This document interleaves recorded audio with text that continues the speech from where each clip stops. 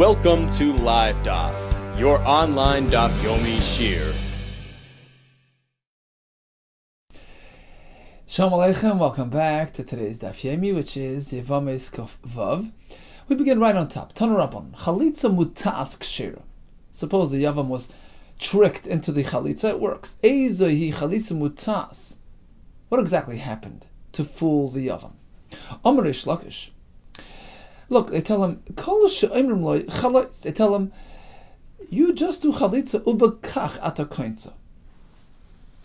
By which way you are actually going to acquire the Yavam. This Yavam wants to do Yavam. Suppose he's not really suitable, it's not appropriate, an appropriate match. So we try to get him to do chalitza without knowing it. Do the chalitza, they tell him, and that will accomplish the Yavam. And he does it. He does the chalitza, it works. He says to him, how could you suppose that works? I have a price. You have to know what you're doing in order for it to be considered a chalitza. Whether he had a mind for chalitza, but she didn't realize what was happening. Or the opposite. She understood that this is a chalitza, but he did not, such as in this case that we just mentioned. Either way, chalitza pesula, it doesn't work. We have a halacha that there needs to be kavana for the kinyan, for the mitzvah. Achi skavnu shneim ke'echad. They both have to have kavana as one. Va'at amras, and now you are proposing chalitza kshera, that if they tricked him into doing the chalitza as a form of yibum, supposedly, right? It's kosher. That cannot be so. Ella, rather, when the Brisa says chalitza mutas kshera, you know what it's speaking about? They inserted a condition. They conditioned the chalitza upon fulfillment of a tenai. Ella kol she'omrim lo. The Bezdin tells him, look, chalitza, you do the chalitza, don't worry, we'll get you something in return. Amana shetiten lecha masayim zuz, on condition that she gives you 200 zuz. And he does the chalitza as required, and he never sees the money. It works. And Rashi explains, because, truthfully speaking, a tenai cannot be affixed to a chalitza. You see, a tenai is only possible when we're speaking about an act that can be performed through a shaliach. Rashi learns based on the Gemara Ksubas, that's the way it works. You can do it through a shaliach, through an emissary, then you can affix a tenai. But if it's something personal, something which only you can do, only you yourself can do it, then a tenai has no effect in this type of situation. Chalitza is personal. Therefore, tenai is null and void. We have the same in a brisa that seems to support Rabbi Yochanan's explanation of chalitza mutas kshera. We're speaking about an unfulfilled condition. Chalitza mutas kshera. How is that? Eizohi chalitza mutas. What exactly is this? Kol she'omrim, they tell him chalitza. You do the chalitza. Amanas shetidin l'cha masayim zuz, on condition that she pays you 200 zuz. He does the chalitza and it's over. In fact, there was a story where this took place. An Isha was a Yevama presenting to a Yavam who was not an appropriate match. And he was insisting on Yivam, and they knew Chalitza is the better option. He refused, so they tricked him into it. You do the Chalitza, on condition that she pays you 200 zuz. He did the chalitza. She never paid up the money. The question was presented to Rabbi Yehuda. He said it was okay. There was a yibum situation presented to Rabbi Bar Abba. So Rabbi turns to the Yevama. Biti, my daughter, Amaydi. Get up, meaning go ahead, proceed to yibum. That's your mitzvah. Amar lei ima. So her mother was present. And she told Rabbi Chia, hold it 1 second, Yeshivasa, her holding back, her not doing Yibum, Zohi Amidasa, that's better for her. That's her remedy. That's actually preferred to Yibum. This is not really a good match. Amar Las, Rabbi Chia turns to the mother.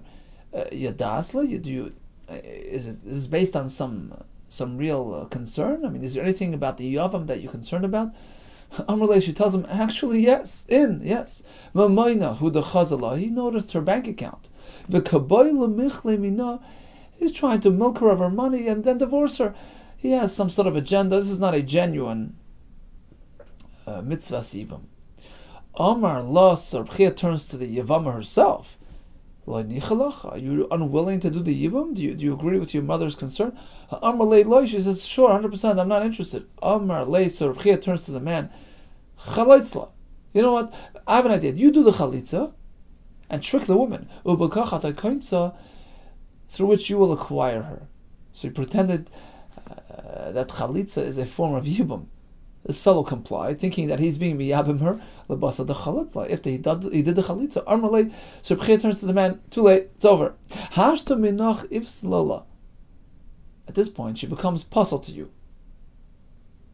So even though you didn't have chalitza in mind, you meant for yibam, and we learned before that you need to have kavana, but nevertheless, it does have a psul effect. It stops the yibam in its tracks. You can't do yibam at this point. You have nothing to lose. Chalitzla. May as well do a proper chalitza. Chalitza malisa. Kihechi de tishtir la'alma. This way she can go marry other people. What do you have to lose? Bas Chamua, the daughter of the father-in-law, the Rabbi Papa. Rabbi Papa's father-in-law's daughter, basically his sister-in-law. Nafla lifnei Yavam she'ein hagla.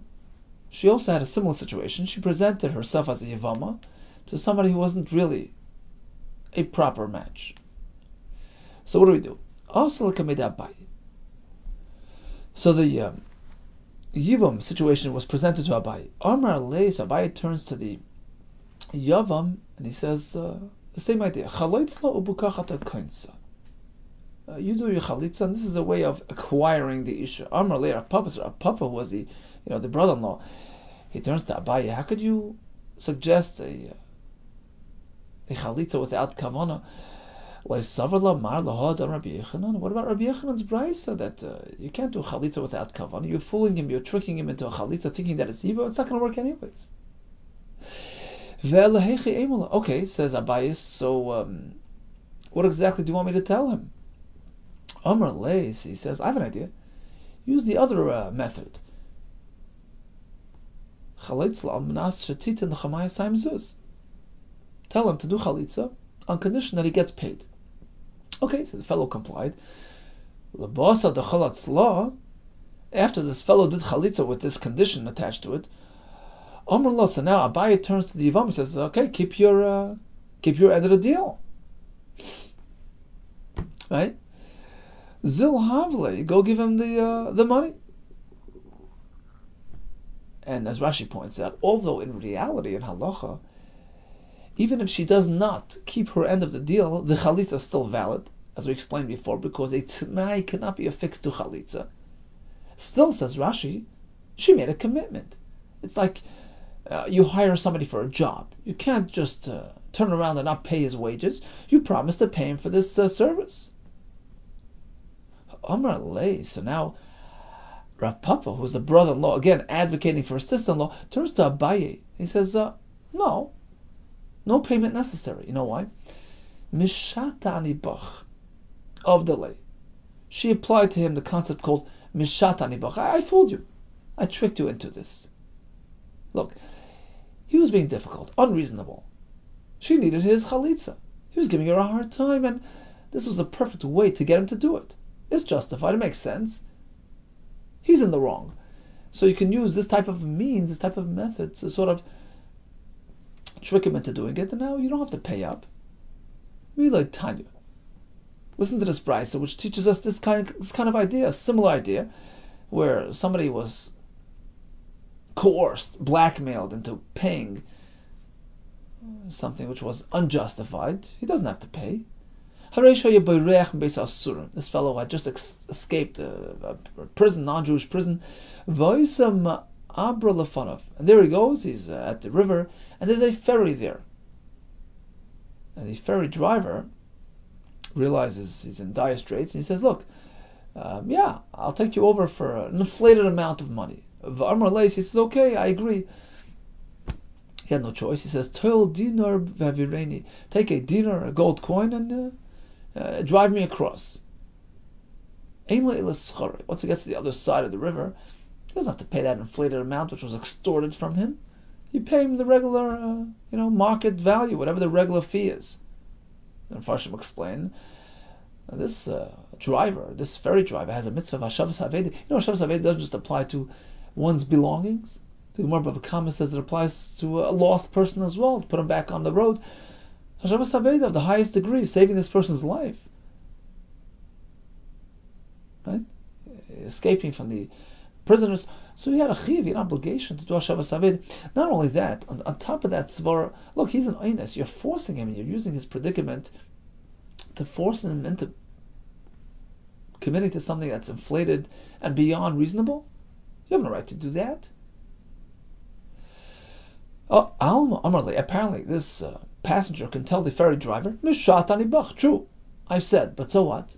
It was unjustified, you forced me, you extorted, you blackmailed. So I acquiesced, but it wasn't really a true obligation, a true chiyuv. Hachanami here as well by the Yevamos. It was his obligation. He should have done chalitza like a good boy. Why did he give her a hard time? So she's forced to sort of promise him gifts and money. That doesn't have any halachic validity. Hachanami mishatani bach. Abaye was so astounded by, Rav Papa's insight. He had the whole situation crystal clear. All his, input here made a lot of sense. Abaye, as we know, was an orphan. Right? In fact, the Rashi Tevis, you ever noticed the Rashi Tevis of Abaye? Aleph Beis Yud Yud is based on the pasuk in Nach. Asher B'cha Yerucham Yosem. Aleph Beis Yud Yud. He was a Yosem, and he went through a hard time. He had difficult upbringing. He grew up as a Yosem, adopted by Rabbi Bar Nachmani. That's why they call him Nachmani. Abaye sometimes called Nachmani. In any case, Abaye responds to Rav Papa. He says, Amali avuch hecha, where's your father? Amali b'masa, he's in town, he's alive, he's okay. What about your mother? Ima hecha, is she around? Do you have a mother? Do you have a stable home where you were brought up? Amali, yeah, b'masa, she's also in town. And Abaye was sort of, Farshim say, he was so impressed and so taken by Rav Papa's insight, and he attributed to the fact that he had a stable place, a secure upbringing, and that created sort of ayin hara effect in a very slight way. In contrast to his own upbringing, which was tumultuous and troublesome. So Yovu Eine, so Abaye sort of set his eyes on Papa's parents, sort of from a distance. He thought about them, and it created ayin hara v'shchivan, and this caused them to pass away. Turn it up on chalitza mutas ksher. Oh, as we just learned, a tricked chalitza worked. Get muta apostle, but a tricked get does not work. Why? She says, look, you hand me a get, I'll give you 200 zuz. That tanai has validity, because a get, Rashi explains, a get, in contrast to chalitza, a get can be done through a shaliach, can send a get to a shaliach, and therefore a tanai can be affixed to a get as well, and you have to keep the tanai. What about a coerced chalitza or get? Chalitza mu'usis, if they force him to do chalitza, like physically force him, psula, that doesn't work. But a get mu'usa kosher, a forced get, the Chazal determine that it is in place to force him to give a get, it works, it's kosher. What exactly happened when they forced him? What was his response? If he says, okay, I'm willing to do it, no problem. Then what's the difference between chalitza and get? Afilu chalitza nam, even chalitza would work in this manner. If he still refuses, get wouldn't either work against his will. How can you ever find the difference between chalitza and get? Answers the Gemara. Hachik Amar. The Brisa meant like this. We start from the beginning. Chalitza mutas loilam kosher. This fellow was tricked by a pretense to do the chalitza. It works. If get muta loilam pasel, as opposed to a get where tanai has validity, you have to keep it, otherwise it doesn't work. What about forced? Chalitza mu'usas. The get mu'usa. True. Get and chalitza on the same plane. When it's forced, Zimnin kosher v'zimnin pasal. At times it works, at times not. When? Hodama reitzani. If he acquiesces. So you strap him and you force him and you say, okay, I'm willing to do it. Then it works. Whether it's chalitza or get doesn't matter. At the end of the day, he conceded. He's doing it willingly. The Rambam says, the Rambam asks his kasha. Well, if you can't force him, it has to be willingly, then what good is it to force him until he says, yeah, I'm doing it willingly? It's forced. It's a forced confession. It's not really willing. So he says that the neshama of a yid wants to do what's right. Every yid has a neshama who wants to follow Hashem's will. If it's time to give a get, you give a get. So what's blocking? The Yetzer Hara is just hovering over that Yetzer Tov and blocking him and concealing him. You have to get to it. You have to move away the the blockages. You have to unclog the pipes. And that's what Bezdin does when they hit him. They weaken they subdue the bodily element and the Yetzer Hara blockages. And then the neshama shines out in full glory. Right, Sonny, of course. This is what I wanted to do all along. That's his true ratzon. Rambam and Hilchas Gerushin. So if ultimately he says right Sonny, that works. But if you never got to that point of right Sonny, then it doesn't work. This sign, yes, we find a brisa regarding a carbon, the Yakrav Oisai, which sounds like you force him to bring the carbon. If he's chayiv a carbon, you can force him. You mean really force him? No. It has to be an expression of his own goodwill. Okay, so which way is it? You force him or not? Both are true. You force him until he is willing. We force him, we compel him until he declares, he announces, I want to do it. That's by the carbon. The same regarding a get. If Bezdin deems it his obligation to give a get, we force him until he declares his own personal willingness to give the get. Amar Rav, Amar Rav Scher, Amar Rav. Amar Rav Huna. Chotzen, Bezdin can perform a chalitza even if they don't actually personally recognize the parties involved. So an Isha come to Bezdin, I'm the Yavam, she's the Yevama, we want to do chalitza, they do it.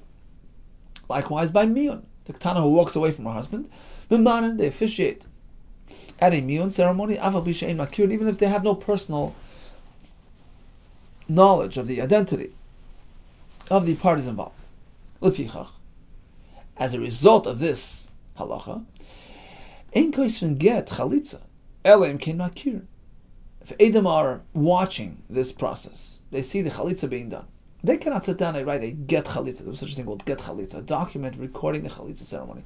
The Edom can't say, look, yeah, Reuven and Rachel did a chalitza in front of Bez. They can't do that. Elim kein makir, unless they have personal familiarity with these parties involved. Vein koisven get miyun. And likewise, if Edom had observed a miyun, they can't write a document to that effect. Elim kein makir, unless they have personal familiarity with the parties involved. You know why? Because then they'll take the shtar and go to the next bez and say, look, we are the Yavam, the Yevama, we did chalitza. The chayshin and the bezdin toyin. We're concerned that the next bezdin down the road won't necessarily realize what happened. They'll say, oh, the Edom documented the story. Apparently they all knew exactly what happened. And they investigated the identity of the parties involved. And in fact, this was a valid, proper get chalitza or miyun. So don't actually write it down. Don't record it. Unless you actually know who the people are, right? V'Rava didei Omer. This is Rava in the name of Rav Scher, Rav Huna. Rava himself, the Baal HaMemra, he said no. The other way around. Ein chotzen el kein makir. According to him, Bezdin, don't get involved in a chalitza unless you know exactly who's involved. Unless you recognize these people. Ve'ein memanin elim kein makirin. Same thing with miyun. You know the story with Rav Moshe Feinstein, I just read recently in the Rav Moshe book, that a woman and a man come to Rav Moshe for a get. And he didn't know them personally, right? So he started questioning them, personal information, their background, and he didn't get a good feeling. Something was fishy. And till he just got up and he says, "You're pulling my. This is a scheme. This is not legitimate. Tell me the truth. Is this your husband?" And she broke down crying. She says, "Oh, you're right. This is just. It was just. I was desperate to get a get. My husband was unwilling to give a get, and that's why I asked a friend to come over, pretend he's the husband, and we wanted to get a get from you." Ramesha saw through the ruse. So it happens, and Bezdin has to be careful to personally know the parties involved, or at least have somebody testify on their behalf. So having said that, once we know that Bezdin will only get involved if they have personal knowledge of the identity of the people involved, lefichach koisvin get chalitza, afal b'shem makirin. So the Edom who are observing or watching from the outside, they can write it get chalitza because what they don't know is irrelevant. The fact is the Bezdin certainly wouldn't do it without knowing. Because you get miyun. Afal b'shem makirin, the same with the get miyun, v'loich hashina on the Bezdin toyin. So now when we see this get chalitza, we're not concerned that perhaps the original Bezdin were toyin, they were mistaken, they were unfamiliar with these halachas. No. This is a known halacha that a Bezdin will not do something without personal familiarity with the people involved. Okay, so what did we learn so far? We had the Braisa Chalita Mutas Kshera, according to Rish Lakish. We tell the Yavam, look, just jump into the Chalitza, that's how you're going to be kind to her. This is why you trick him into doing it. It seems from the Gemara that they would only use this method when needed, when appropriate, when he was giving them a hard time, and this was the only way to get the Chalitza done. Rabbi Yehuda says, it actually doesn't mean that, because you have to have kavanah for Chalitza, otherwise there's no Chalitza. Rather, we're speaking that they did the Chalitza with a T'nai, that he'll pay her 200 zuz, and of course she didn't have to keep the T'nai.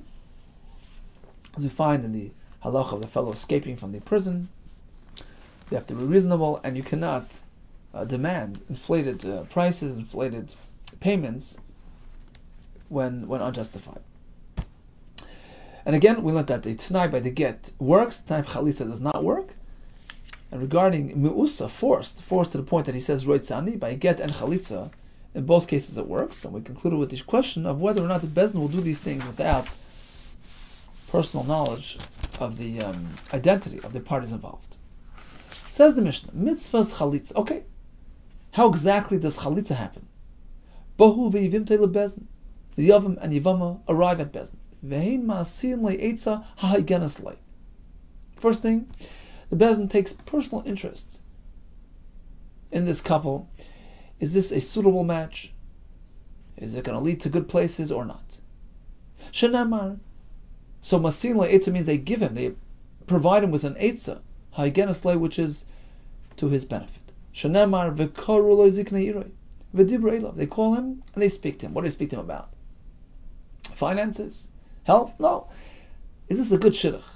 In fact, you may remember back at the beginning of the parak, we have a drasha. V'koru loi v'loi shluchim. They personally approach the Yavam. They don't send a shliach, come to Bezdin, we have to speak to you. To give you some unsolicited advice that you never asked for. If you want somebody to accept your advice, show them that you are taking personal interest in his benefit. Get up and go to him. That's a big move on account of Bezdin. They get up and they go to him personally. Perhaps that's the point of the Torah's halacha. Heim v'lo shlucham. Go personally. Show him that you're taking personal interest in his life. And now he'll be receptive to your advice. So now what do they tell him? Look, you're young, she's older. Vice versa, you're older, she's younger. It's not a good shidduch. Drop it. Do the chalitza. That's what the Gemara and Kafalov explains. Okay, at the end of the day, they're going to chalitza. Via Imeres. So she begins the process by declaring, and these are the psukim and the parsha there, Me'en Yevami, my Yavam refuses lahakim la'achav shem b'Yisrael, to reestablish my former husband's shame, his name, his legacy, his family. Lo'yava yavmi. He's unwilling to do yibum. That's the opening salvo. He responds, yes, indeed, I confirm. I'm unwilling to do the yibum. This is all Lashon HaKodesh dafka. What happens next? The Yivam approaches him in full view of the Iskenim, v'chotza na'alim al raglai, she removes his shoe, v'yarka b'fanav, she spits before him. Roik hanira le'nayim, dayanim. The spit has to be visible, has to be significant amount of roik that the yanim see it. V'ansav amra, she concludes the ceremony by following up with the pasuk. This is exactly what happens to a man who refuses to do yibum. That's it. Ad kan hoyu makrin. They would stop right there. They would dictate until this point. So happens that Rabbi Hurkanus was once doing a chalitza, and he was being makri, he was dictating to the Yevama. This took place under an Eila tree, some type of tree. Bikfar itam, in this place. He didn't stop there. V'gomer eskola parsha. So he told the Yevama to read all the way till the end, into the next pasuk. V'nikra shmai bi Yisrael beis chalitza na'al. From then on, they had a minig huchsakuli as gomer kala parsha to finish into the next pasuk. V'nikra shmai bi Yisrael beis chalitza na'al. Who says this? So aside from the Yevama, who says beis chalitza na'al? Who makes this declaration? Nikra shmai bi Yisrael. It's going to be declared as beis chalitza na'al. Who declares? Who announces? Mitzvah b'dayanin. Well, mitzvah b'talmidim dayanim, but not the talmidim observing the ceremony. Rabbi Yehuda mitzvah al kol ha'imdim sham loymar chalitza na'al. There's a girsa which adds it another twice, chalitza na'al, a total of 3 times. In fact, the Rav Bartanura and Seches Shkolim over there with the Trumas Halishka, where the fellows say, should I do it? 3 times. He says that Kein hu lashon chacham, we find elsewhere in Shas, it's always repeated 3 times, and he brings this Mishnah as an example. Chalitza na'al 3 times. We find it by Ataras and Darim, right? We find it by the Omer, when they cut the Omer, Ekter, 3 times. For emphasis, or perhaps another reason. Okay, so Amar Rabbi Yehuda, what is the mitzvah's chalitza? How do we do it? A simple formula. In short form. Koira, first she reads, v'koira, then he announces, v'chaletzes, she removes the shoe, v'rokikon spits, v'koira, and then she concludes with the other psuk. Maika mashmon, mas nisni. What's Rabbi Yehuda's chiddush? Take a look at the Mishnah. It's all presented clearly in the Mishnah. What's Rabbi Yehuda's formula about? Hakamash mon. Rabbi Yehuda is trying to tell you mitzvah. You see, he starts with the words mitzvah. This is the way it is preferred. It is meant to be this way. But it's only a mitzvah. Suppose they switch things around, they're out of order. Lest one ba, no harm was done, it works. Tani nami hochi, as we find in the Brisa. Bein shehiktim chalitza l'rakika, whether chalitza was first and then rakika, or the other way around. Ubein shehiktim rakika l'chalitza, first she spat and then removed the shoe. Masha asoi, it was done. There yaitse the chalitza. Amar Abaye, a word of caution regarding the recital of the psukim. You have to be careful that it's recited clearly, without any room for misunderstanding and misinterpretation. Haiman de makri, get chalitza. The dayan who is dictating the wording, the psukim, that are meant to be recited during the chalitza ceremony. Interesting, get chalitza. Rashi says it's the sha'as chalitza. He has to be careful. When he reads her portion, so she starts with me'en yavami, etc. And then she says, Loy ava yavmi, right? He's unwilling to do yivam. She should be careful not to pause between the words. Loy likri lidida, loy lichudei. When reading to her, he should not do loy on its own. Loy, pause, and then go v'ava yavmi l'chudei, and those last words on their own. Why? Because that could be misunderstood. The mashma could sound like ava yavmi. He wants to do yivam. Right? If she says loy, it sounds like, okay, no. And then she says, ava yavmi, he's willing to do it.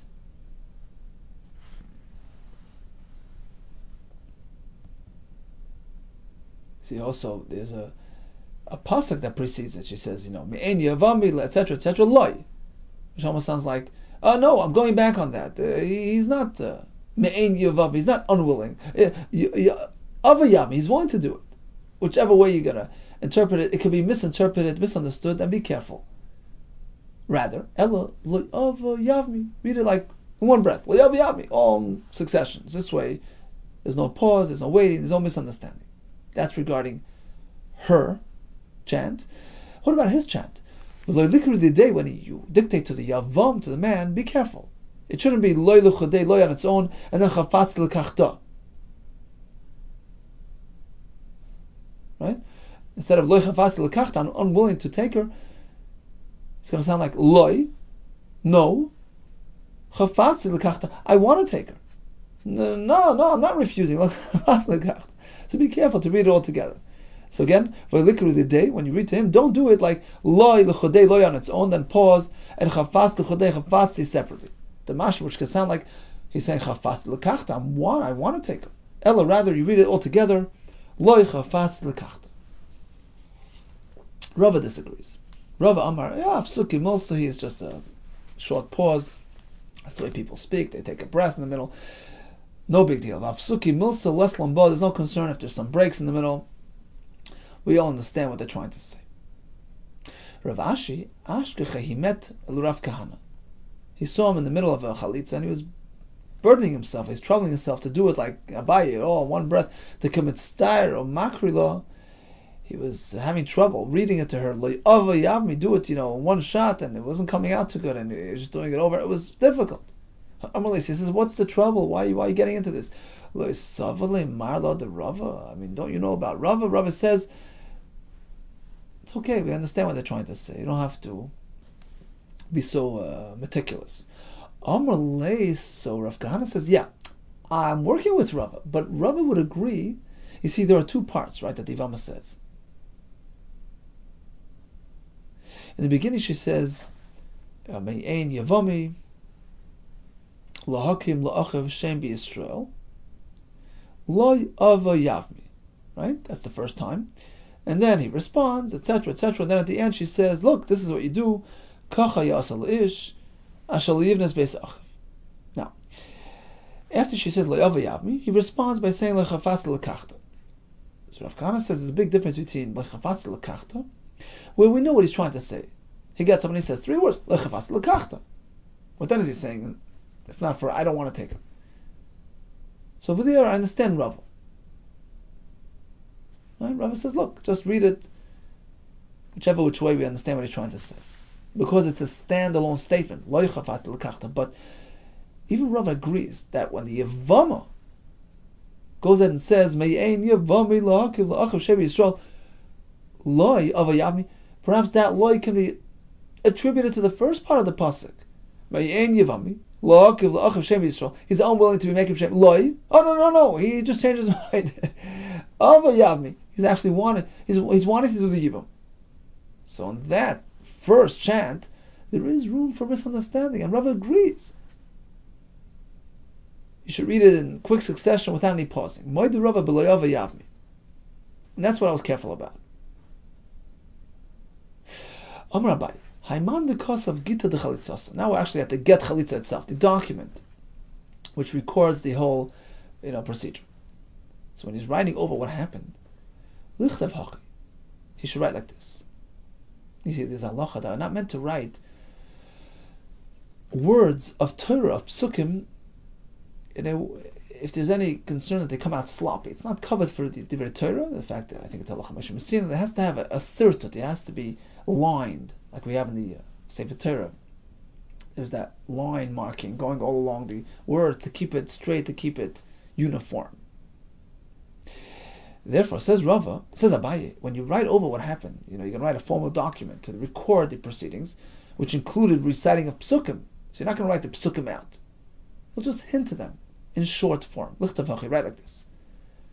So the Bezdin is writing, Akri nu alidida, we dictated to her the following. Min, from the word me'en yivami, but don't write out more than 2 words in a shot. Because Rashi says, 4 words are not meant to do without the lining. So in any case, do it very short. From me'en yivami, and just say ad until avayavmi. That's the entire, chant of the Yevama. And actually, some Rishonim point out that there is a shita that even 3 words in the Torah should not be written out without the sirtut, without the lining. And apparently, that's what Abai is following. He doesn't want to write even three words in a row without the sirtut. And the point of sirtut is the Rishonim Machlokes is about it. Some say Lachmesha Messina, some say because of Zeh Kelim Anveil, to keep the beauty and uniformity of the wording. That's Abai's opinion. Be careful, skip around. Mar Zutra, on the other hand, Mesartet V'ksiv L'kula Parsha. He took the trouble to be Mesartet, to line the parchment, and in fact wrote out all the psukim the way they are in the Torah, without skipping. Maskefla Marbar Idi. Okay, so you've addressed the uniformity, the Zeh Kelim Anveil aspect. It's all nice and straight. But there's another issue, another concern. You're not meant to take psukim of the Torah, separate them from the rest of the Torah, and write them in a parchment. Rashi says the Torah is chasuma nitna. It was given as a whole, as a single, undivided entity. You can't just write bits and pieces of the Torah separately. So how can you take a get chalitza and write on a psukim, official psukim on official parchment, in the official formal manner?